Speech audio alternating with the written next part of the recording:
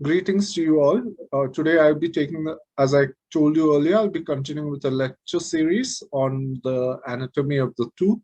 So each tooth I will take individually, followed by the carving demonstration. So we'll start with the permanent incisors. Now the incisors is Latin for incidere, meaning to cut.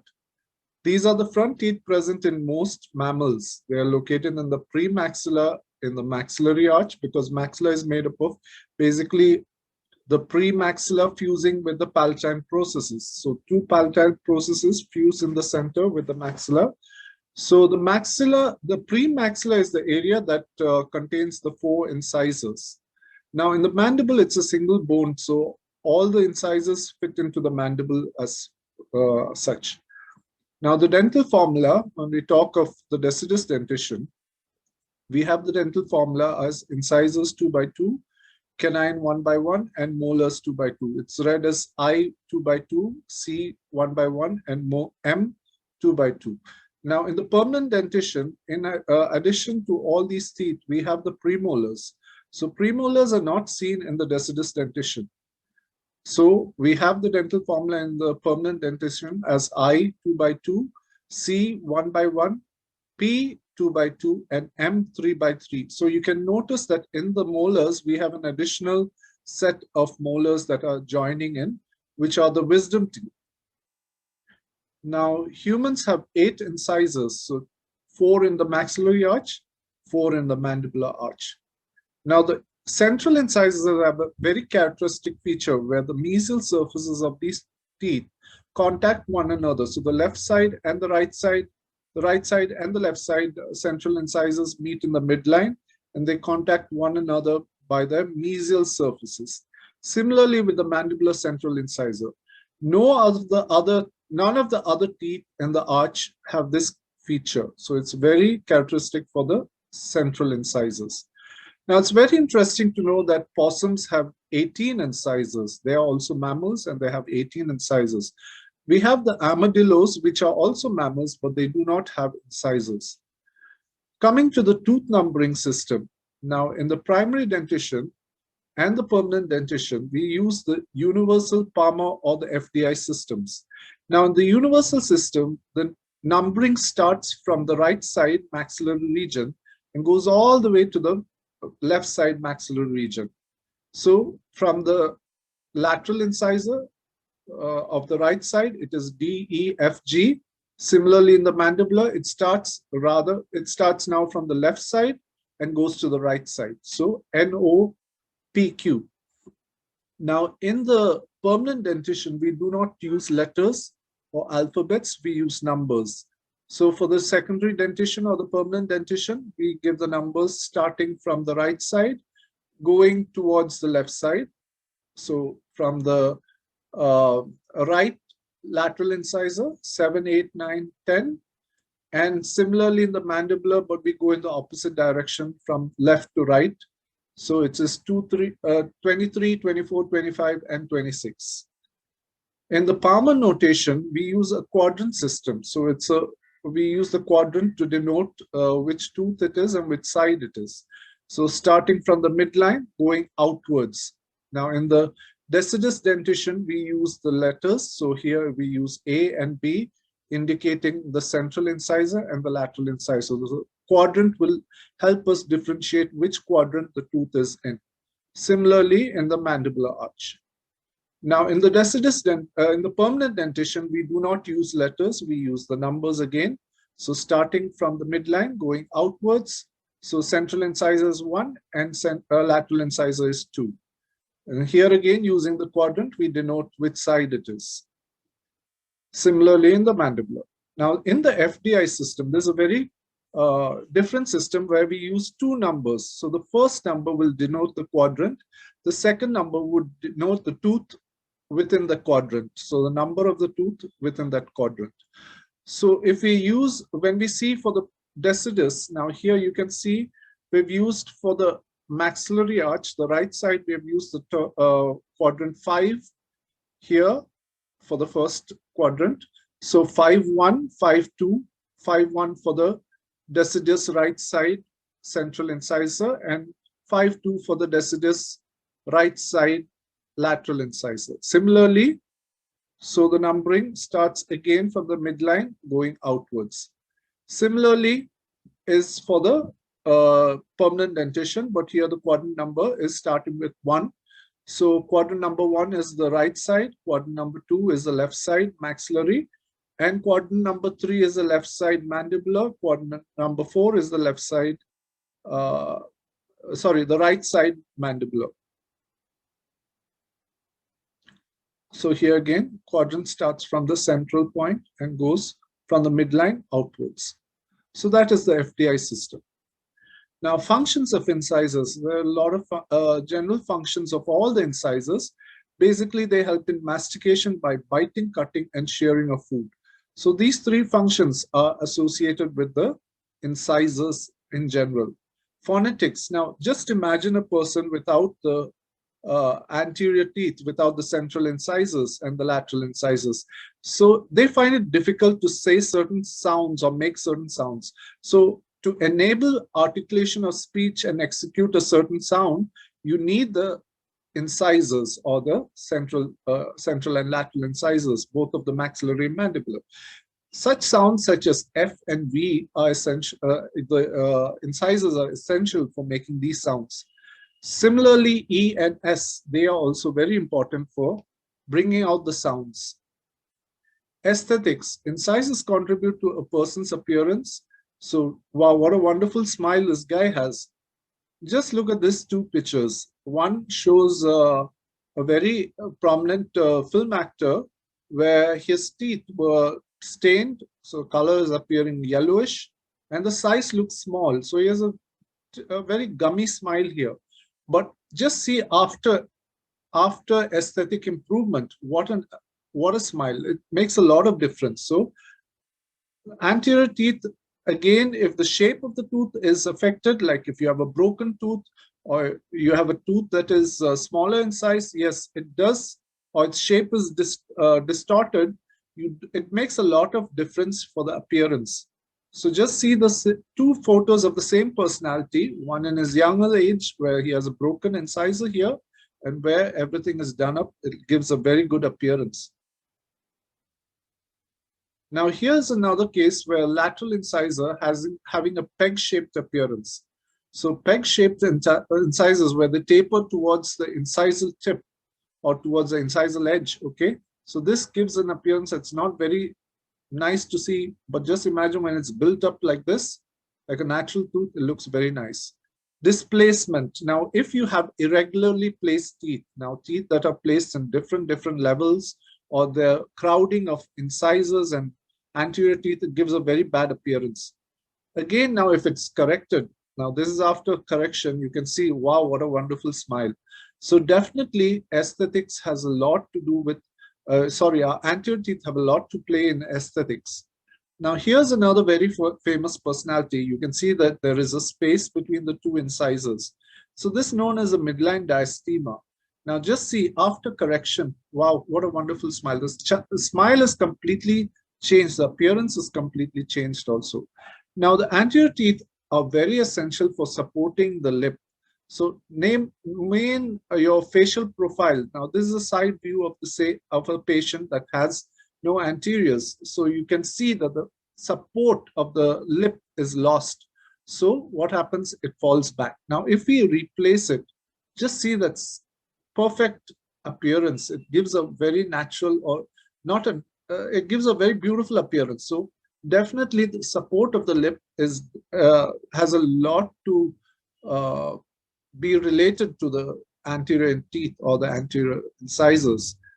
Now, occlusal guidance. Now, the incisors help in the mandible posteriorly when in complete final closing.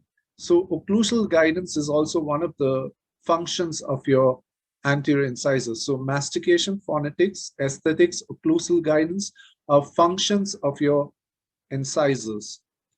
Mamelons are developmental lobes that these protuberances that you see on the incisal portion of incisors, all the permanent incisors. They're not seen on decidus incisors because in the decidus incisors, the tooth develops basically from 2 lobes. One is the labial lobe and the other is the cingulum. But here in the permanent incisors, the tooth develops from totally 4 lobes. So you have 3 lobes in the labial surface, and you have 1 lobe which corresponds to the cingulum on the lingual portion of the tooth. So mamelons are basically seen only on permanent incisors, both the maxillary and the mandibular incisors. Now, they are seen on newly erupted teeth, and gradually what happens when these mamelons are there for a period of time due to attrition, normal wearing or physiological attrition of tooth. So tooth-to-tooth contact occurs, there's gradually wearing off of the mamelons and you have a flat surface. So in the permanent dentition, after a period of time, we say that the incisal surfaces are flat. Coming to the permanent maxillary central incisor, let's go first to the chronology. Chronology basically is different milestones of development of these teeth. So the first evidence of calcification is 3 to 4 months. This is very common this is a common period for all the incisors. The enamel completion is 4 to 5 years and the eruption is 7 to 8 years. Now the root completion takes 10 years, that is about 2 years. 2 years after the eruption has taken place. Odontometric data. Now, when we talk of the odontometric data, it's basically what we are seeing is the measurements of the tooth. So we're going to see the measurements of the tooth as such. Now, the central incisors, if you see the cervico-incisal dimension is 10 to 10.5 millimeters. Now, the length of the root is much more than the length of the crown, so it's about 13 millimeters. Mesiodistal dimensions are 8.5 millimeters at the highest or the greatest dimension. And towards the cervix, where it constricts, it's about 7 millimeters. Now, a very interesting thing to note is that among the anterior teeth, this is the widest of all the incisors and all the anterior teeth, including the canine. The central incisor, the maxillary central incisor, has the greatest mesiodistal dimension. So it's 8.5 millimeters. Now, when we look at the labiopalatal measurement, at this greatest measurements, it's about 7 millimeters. And at the cervix, where it constricts more, it's about 6 millimeters, 1 millimeter short. The dipping of the cervical line on the mesial side is about 3.5 millimeters, while that on the distal side is 2.5. So you see that the mesial side, the cervical dipping is more than on the distal side. Now let's describe each surface individually. Now we start with the labial aspect. The shape of the labial aspect is trapezoidal. The crown is trapezoidal in shape, while the root is conical in shape. The labial aspect describing it from the cervical line. So we start the crown description from the cervical line. Cervical line is convex with the convexity directed towards the root. The mesial outline also is convex, and the distal outline is mesial outline. When you draw a line through the crown and the root on the mesial aspect, it is parallel to a line drawn through the center of the root. It's almost parallel to that line through the center of the crown and root. Coming to the distal outline. Distal outline, when you compare it to the mesial outline, it's more convex. Now, dividing the tooth into 3 parts, the crown into 3 parts, that is your cervical third, middle third, and the incisal third, we notice that the crest of curvature, or the area of maximum convexity on the mesial side, which corresponds to the contact area where the tooth contacts the adjacent central incisor, it is located in the incisal third and it is more incisally placed. Now, the distal contact is also in the incisal third, but it is more cervically placed as compared to the mesial contact. Now, the incisal outline is relatively straight. It's almost flat, especially after the mamelons are worn away by attrition. It is a flat surface, and the meso-incisal angle is relatively sharp, It's still slightly convex, but relatively sharp when compared to the disto-incisal angle, which is more curved or convex.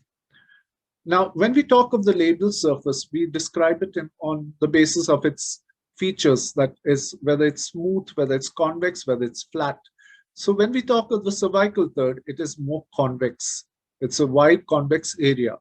Now, from the junction of the cervical and middle third, thereafter, it goes into a flat outline. So the whole surface becomes flat all the way down to the incisal aspect. So up to the incisal third, it's all flat. So the cervical was convex, and the junction from the cervical to middle third is become, when it goes down towards the incisal, it's a flat surface. Now the root, when we describe the root, it is tapering towards the apex, and it is conical with a blunt apex. It's conical with a blunt apex. Now the surface of the labial surface will show certain depressions or certain surface irregularities. Now towards the cervical line, you have these lines that are wavy lines seen parallel towards, they're parallel to one another, and they're laid down, and they're more concentrated in the cervical third of the tooth. Now these are known as the imbrication lines, and they are external manifestations of the striae of Retzius, or the incremental lines of enamel that are seen within the histological structure of the tooth. Now on the labial surface also, we see separating the three lobes, you might find labial developmental depressions. These are seen initially when the tooth is fully erupted, and we see the mammalions as the three projections on the incisal surface. Now these labial depressions start to wear off also as we age. Now coming to the lingual or the palatal aspect, again the crown, starting with the cervical line, it is convex with the convexity towards the root. Now the surface of the lingual or the palatal aspect is not as flat and convex as what you had seen on the labial. They have convexities and concavities. So the first convexity, which corresponds to the cingulum, is seen just below the cervical line. Now below the cingulum, you find the next concavity, which is the lingual fossa. Now this lingual fossa is very characteristic because it is well bound on all boundaries by different elevated portions. So superiorly, it is by the cingulum, mesially by the mesial marginal ridge, distally by the distal marginal ridge, and inferiorly by the linguo-incisal ridge. So these are the boundaries of the lingual fossa. Now both there may be seen a developmental groove on the distal side of the cingulum. So you may find a developmental groove occurring in some of the teeth. You may also see, when we talk of the tooth, we see that it is converging towards the lingual. Now, because it's converging towards the lingual, you do see a part of the mesial and distal surfaces of the tooth, including the root. The same thing happens there. So the root also converges towards the lingual. So you see the mesial and distal surfaces of the root as well. So if we take a cross section through the root, we see that the root is triangular in cross section. The base of the triangle is towards the labial. The apex is towards the palatal. Now in this triangle, we see that it's all sharp angles, but this is not sharp. When you look at the tooth, it is curved. So it has smooth curved angles, and the base is towards the labial and the apex is towards the palatal. The mesial aspect, coming to the mesial aspect, the shape again, it is triangular or wedge shaped. Okay. Now when we describe the mesial aspect, we start from the cervical line.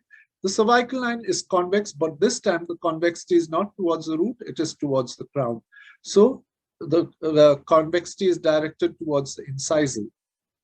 Now, when we look at the dipping in of the cervical line on the mesial side, it dips in by 3.5 millimeters. Now, on both sides, that is both on the labial and the palatal aspect, the crown outline starts coming outwards. So when we talk of the labial outline, it starts from the cervical line, it comes out by about 0.5 millimeters. Similarly, on the palatal aspect, it also comes out by 0.5 millimeters. Now, from the cervical line, the first outline that we see on the labial is a convex outline. Thereafter, from the junction of the cervical and middle third, it takes a straight, flat outline. So the crest of curvature, coming to the crest of curvature on the labial aspect, is located within the cervical third, where we see the convexity. So the maximum area of convexity is seen in the cervical third, and that is somewhere in the middle of the cervical third. Now thereafter, from the junction of the cervical and middle third, we have a straight outline. So it's a flat outline. Now coming to the palatal aspect, the first part from the cervical line takes a convexity which corresponds to the cingulum. Then we have a concavity which corresponds to the lingual fossa, and the boundary which is a mesomarginal ridge. Then you have another convexity which is associated with your linguo-incisal ridge. So outline on the palatal is a convex, concave, convex outline. Now if you see the tip, if you draw a line through the long axis of the tooth, that you will see that it will bisect both the tip of the root as well as the tip of the incisal tip. So the incisal tip is in line with the tip of the root. Now when we see the root outline again from the mesial aspect, it is conical in shape with a blunt apex. Now differences between the mesial and the distal aspect, because both of them have similar appearance in anatomy. So there are very few differences that are seen. The first difference that you will see is the dipping in of the cervical line. On the distal side, it dips in by 3.5 millimeter. On the mesial side, it dips in less, so it's about 2.5 millimeters. Now, when we look at the tooth from the distal, from the surface, you can see that the central incisor, the distal side is following the arch form. So it follows part of the arch form. So when you look from the distal aspect, what you see is not only, you see that the distal aspect appears more wider than the mesial aspect. Now this is just an illusion created because of the crown being twisted onto a root.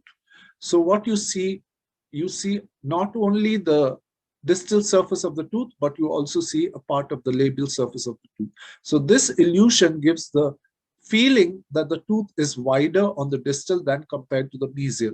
However, if you measure it with an instrument, you will see that they're same in measurements. Now, when we talk of the contact areas, we see that the contact areas are at different levels. On the distal, it is more towards the cervical, so it's going more towards the cervical, while on the mesial, it is more towards the incisal. Both of them are in the incisal thirds, but one is more higher than the other. Now, from the incisal aspect, when we look at the tooth, it is again triangular in outline with round angles. So when we look at the crown, if you look from the incisal aspect, since the tip of the root is in line with the tip of the incisal tip, you will not see the root in this perspective. You will only see the crown. Now, when you look at the crown, there are certain features that you will notice, that the labial surface of the crown is broad and flat. So this is basically corresponding to what you see here. The outer part is the area that is towards the cervical. But as you come here, you're seeing the junction between the cervical and the middle that is coming towards the incisal. So that is a flat surface. So this gives a broad and flat appearance. So it's a broad and flat convexity that is seen on the labial. However, on the palatal aspect, it seems to be converging. So it's converging towards the palatal aspect. Now, if I take the measurement on the labial and compare the measurement at the palatal aspect, you can see that the palatal measurements are less than the labial measurements.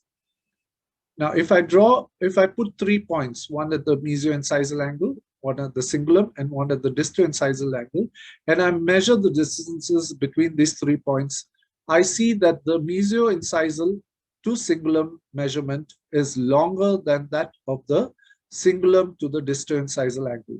So this indicates that my mesio-incisal angle, mesio-incisal ridge, or the mesial ridge, marginal ridge, is longer than the distal marginal ridge, indicating that the cingulum is more distally placed. So this is a very characteristic feature of the central incisor when the cingulum is more distally placed. Now, if I look at the incisal portion, I see that the incisal portion seems to be sloping towards the sloping towards the lingual. So it slopes towards the lingual.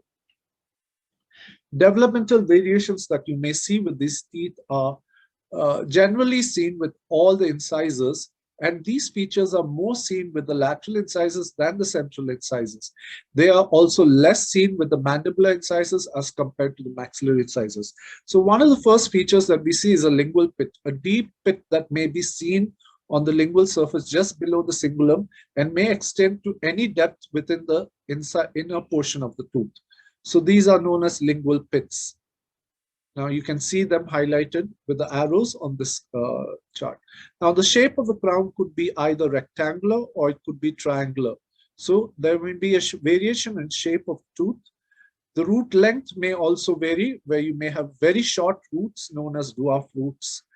Another characteristic feature that may be seen in certain teeth incisors that you may see in certain patients are that the incisors are converging towards the incisal. So this is not the feature which should be. It should be converging towards the cervical, but here it's converging towards the incisal. And you may have a notching occurring on the tooth. So the arrow, yellow arrow you see is the notching that is seen on the incisal portion of the tooth. These are known as HUTCHINSON'S incisors.